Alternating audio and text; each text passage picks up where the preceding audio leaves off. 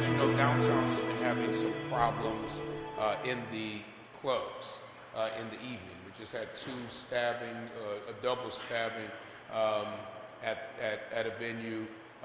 Some of the other venues are having the same type of problems. They're just not always promoted in the press.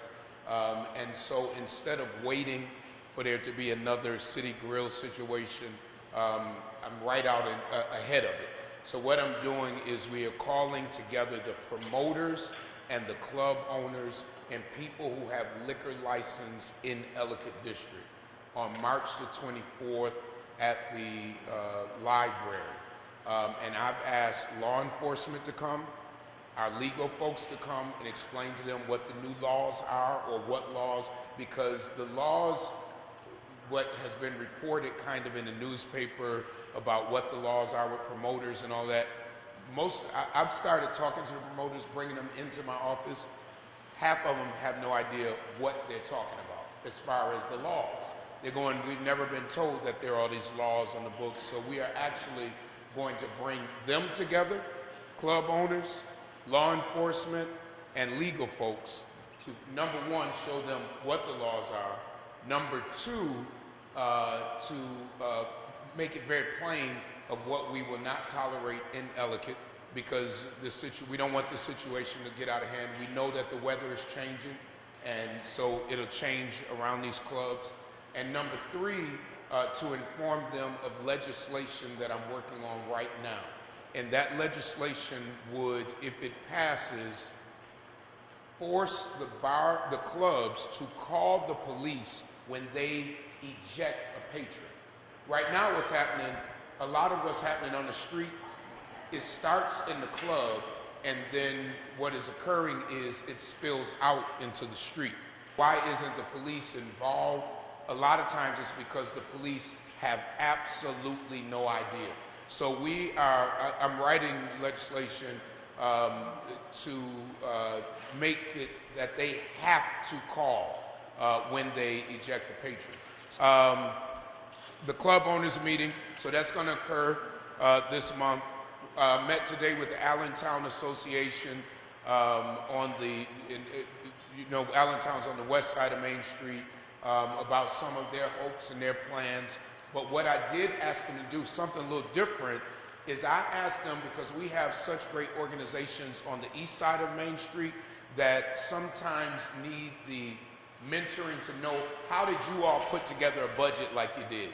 How are you all able to get certain monies? So I've asked them to actually meet with some groups who are interested in growing that are on the east side of Main Street, and they agreed.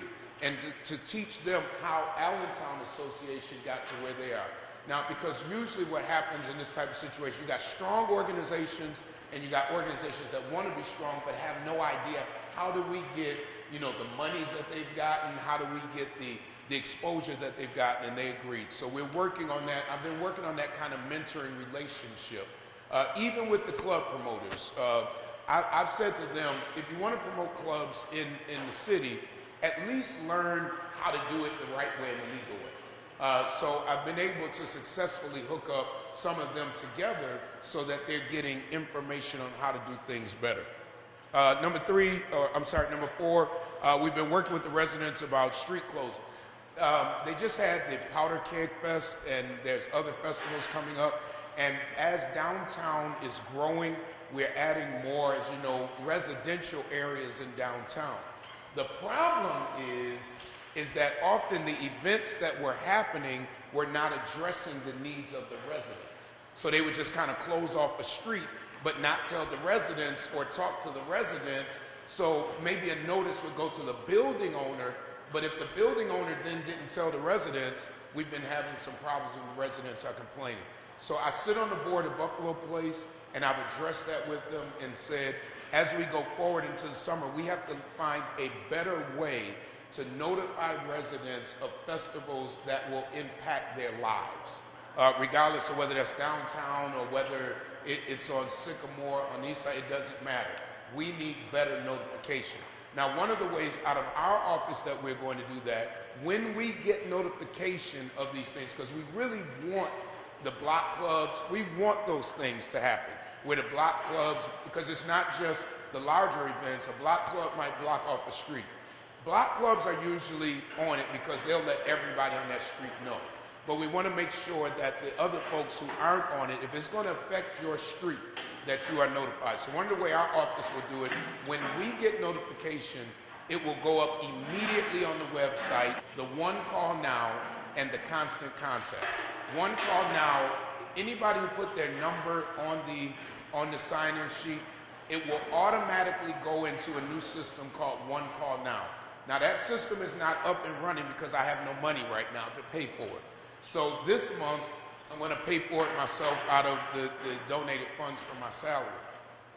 But what it will do, if there is an emergency, it's going in Ellicott or the city, it will automatically notify you by phone, either at your home or your cell, whichever one you put on there. And it'll be a voice recording, and it will explain what's going on. It will also be segmented in areas by area code, not area code, zip code. So that if you live in 14202, and for instance, there is a rash of break-ins. Now remember, it's only what I'm notified of. So if I don't know, we can't go to the police station every day and ask them. So if a resident calls our office and says, or we find out information that, for instance, cars are being broken in on Great Street, it will call everybody in that zip code and say, I've been informed that there's a rash of break-ins in this area, so that you know, and you don't have to wait for the Buffalo News or the news to tell you what's going on. They will have to send us a request that we'll have a form, and then your number will go on. We won't sell your number or give it out. You won't be getting a call every other day, but you would, for instance, have gotten a call about reminder for the stakeholder meetings, or if we have an emergency or something we need you to know. So that's real important, and we are working on that. We've already done resolution that is going to be voted on, I think, tomorrow on the Common Council. I co-sponsored it with Councilmember Golombek about the comptroller and the filling of the seat of the comptroller.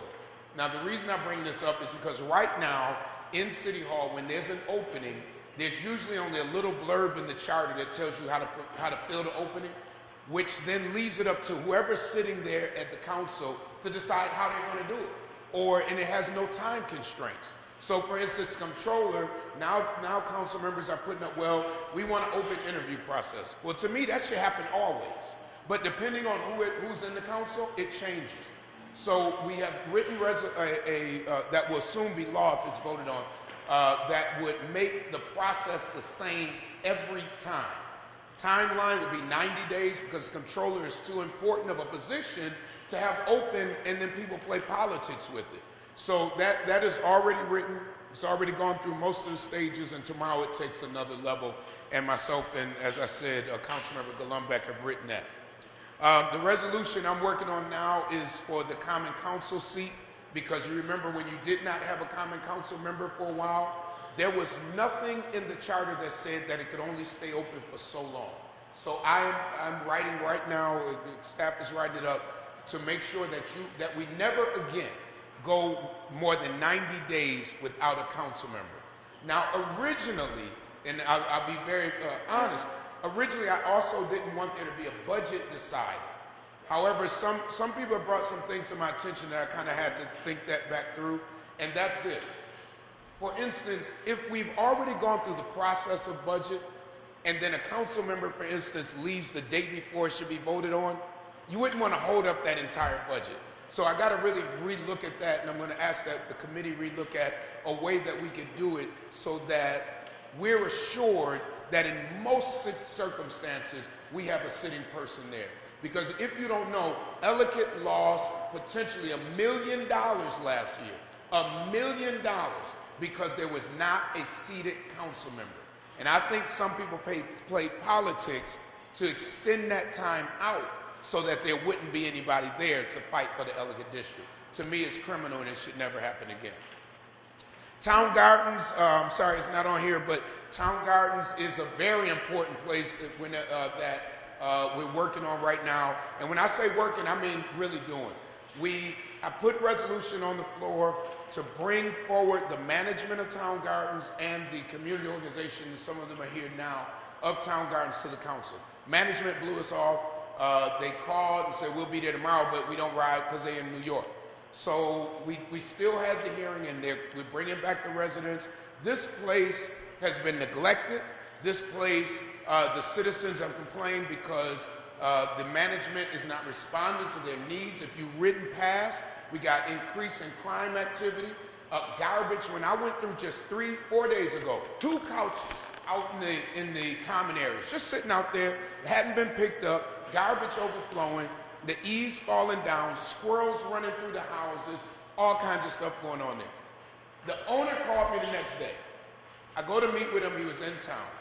We walk through and he says to me, I don't really know what the problem is. His words. And now by that time, of course, they had ran over and got the couches, but still broken windows, boarded up windows, all that. And I said to him, look around. He says to me, we own a lot of buildings in New York and this is okay. And I said, this isn't New York and we're not going to tolerate it in Buffalo. We really were starting to work together because he had said, you know, because I told him, I said, I'll bring the entire inspection crew over here because I don't know how to stay this way this long. He asked me, can we first work together? I said yes, trying to be nice, work together, cooperation. It ended horribly because he made this statement to me. He said, well, after all, if people don't want to live here, they should just find someplace else to live. And he said to me, this is like a Home Depot. If you go in a Home Depot and you don't like it, you just find another store to go to. Now I said to him, I thought he was joking, but he was serious. And I said, this is the attitude you all have, and this is why this complex is in the shape it's in. And I explained to him, this is not a Home Depot, and Bernice is here, the president of the Tenant Association. This is a place where people live. So I've done several things. Went to the inspection unit, because there is an inspector for multi-dwelling units, asked them to go back out and to re-inspect Towne Gardens. He's got to find problems. Get them in court is what I really want to do. Also, I've been in contact with HUD. And I said to HUD, you have a landlord here who's receiving 80% of his money comes from government money. 80%, over 80% probably, comes from government money. You got an irresponsible landlord here.